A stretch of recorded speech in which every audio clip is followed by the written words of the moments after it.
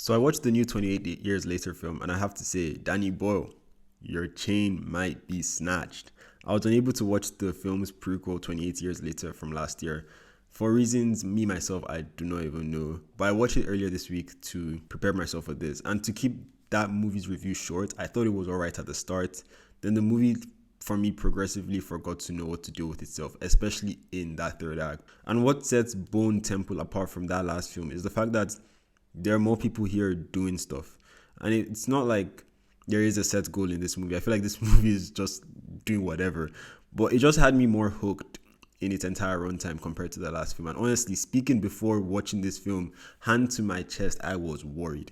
Because nothing comes ever. Like, if you're into movies and anything, you know that January is basically a burial year for like movies. And nothing good ever comes out in January. And even doing my research in the past 6 or 7 years, the only thing that came out that was good in January was maybe Guy Ritchie's The Gentleman. So in my mind, I obviously didn't expect this movie to be bad, but I also did not expect it to be as good as it was. Like, obviously it's really early in the year, but this is so far like top. It's up there as probably one of the better movies that might come out this year, in my own opinion. And yes, this movie has its flaws for sure, but not everything is perfect. And let me talk about the things I did like about this movie. And firstly, that is Ralph Fiennes. In the first film, him and Aaron Taylor Johnson were one of the two reasons why I was excited to watch that film. And obviously, Aaron was pretty underwhelming in that first film. But even considering Ralph's little screen on time in that film, he was one of the two things I really enjoyed about that movie. And for me, he completely steals the spotlight on here.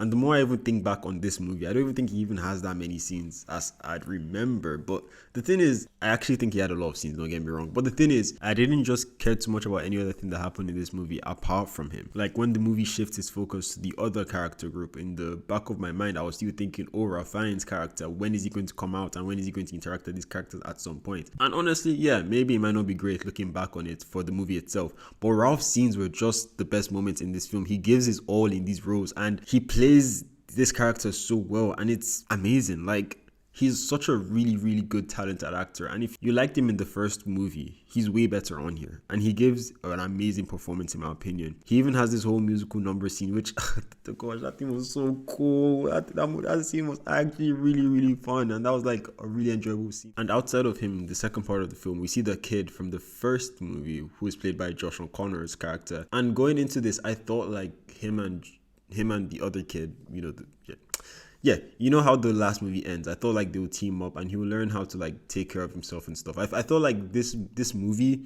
was going to be an avenue for this boy's story. And if we get sequels, sure, maybe they might do that. But I feel bad for this child because I think this film was just stolen from him, because he really did not do anything in this film, which is a shame, especially when you look how that last film ends. As I mentioned, we see him with Josh Connor, and if there are any sequels to this movie, no spoilers, but when you see how this film ends, that kid is not touching this spotlight again, and I honestly feel bad for him. But anyways, Josh O'Connor did an amazing job he did his job. I'm not gonna lie, he did his job in my opinion. Spoiler if you have not watched the trailer or anything, but he's basically the antagonist, and yeah, for what he is in this film, I think he did a decent job, as I mentioned. But considering the backstory we already had for him, I would have loved to have seen him done better, because he was a child in this world. And don't get me wrong, he definitely gives a teeny bit of crazy for the most part. But maybe he had someone that took care of him before. But I wish they made him behave more like a child. Don't get me wrong, I feel like also doing that could have made him one-dimensional. But I think at the same time, they could have just made it work. It's having cool to see him and his friends, basically like him, like grow up, meet these other kids on the street, and them all grow up in this world with no adults and just taking care of themselves, and how like that messes up with them psychologically. But there is a bit of the sense to that, but I don't even know if it's even me just trying to view it that way. But I feel like the movie just did not commit to that, and it's, yeah, you still get that power hungry believer type of antagonist, which in my opinion was good, but it just wasn't enough, and it was just a shame for me. And honestly, I might dabble into a bit of spoiler territory here, so if you don't want to be spoiled about this movie, warning. But back on Ralph Fiennes' character, there's a lot of him and Samson, the alpha zombie that was in the first film, and these were parts of the film that I loved. Okay, these scenes between the two of them, mainly Dr. Kelson confining with the beast and feeding it to this monster's drug addiction. I love the fact that like yes, we know that the alpha zombies are smart, but the fact that like it's addicted to the morphine basically, and it keeps on coming to him. It doesn't want to attack him, but he wants to like pose a threat so it can like get that hit of morphine. I thought that was cool. And we saw the beast grow. Might sound a bit mad, but it felt like Frankenstein and his monster. But instead of that, the sad story of that, they get like the love story and how they get along at the end and they do not fight. And I won't lie, I expected him to come out at the end of the final moment and maybe save somebody in that scene. But I did think it was cool to see him take the dead body of Dr. Ian away. Even his awakening scene, in my opinion, was cool. And like him remembering the moments from his past and him following them tracks to when he first turned to become what he became.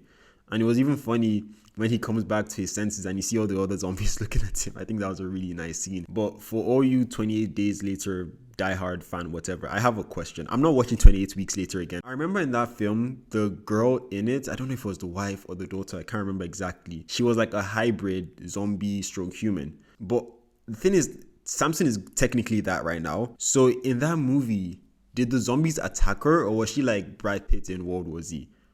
Please let me know. But still on spoilers, I was also a bit disappointed that we did not see Cillian Murphy's character in this film.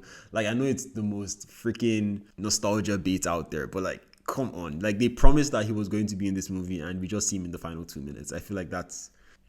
Bro, just give us Cillian, man. The Bone Temple is definitely a good place to start movies for the year. I had my doubts of 2026, especially like from now till June, because I know from Summer and Beyond the movies are going to be amazing. So the fact that the first major release of the year could pack such a punch is leaving me optimistic, considering the past 2 years. What did we get? Argyle and Captain America Brave New World. But yeah, thank you for watching. Hope you enjoyed the video, and see, if you're thinking about watching this movie, go watch it. Thank you for watching this video, and hopefully I see you in the next one. Bye.